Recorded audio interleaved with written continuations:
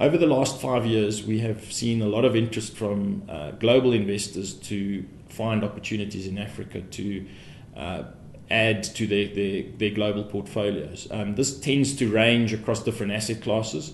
Originally, the sort of interest came in terms of bond investments because they wanted the higher interest rates that Africa could offer them.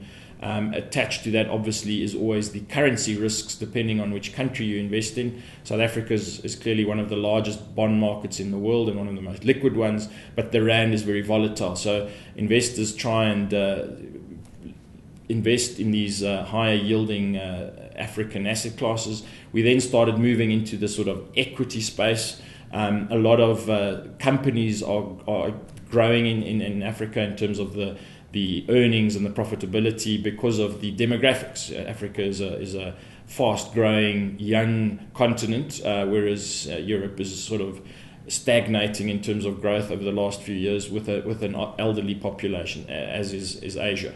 So there's a lot of reasons why people should invest in Africa. The challenges on the equity front is that there are some companies and more companies coming to market, but they aren't really enough yet. So there's talk about consolidating all of these companies onto an African exchange. So you have a single exchange that all African companies trade on. These are the kind of ideas. The liquidity is clearly the challenge on the equity side. So can you, if you wanted to get out of your investment, do that? And also there's a lot of political risk associated with Africa. But wherever there's higher risk, generally you find higher returns because somebody is willing to pay for those higher risks and they will then over time be compensated for that. So the returns in Africa have been quite phenomenal. So there's more and more interest.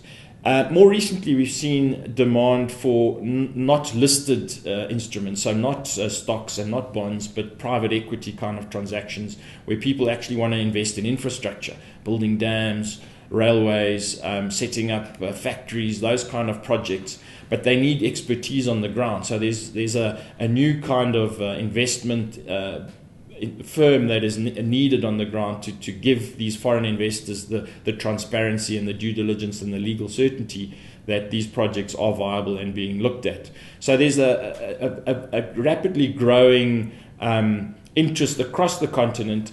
But the understanding the risks is clearly the challenge for foreign investors. But there's certainly a lot of pent-up assets that is trying to find its way into the continent.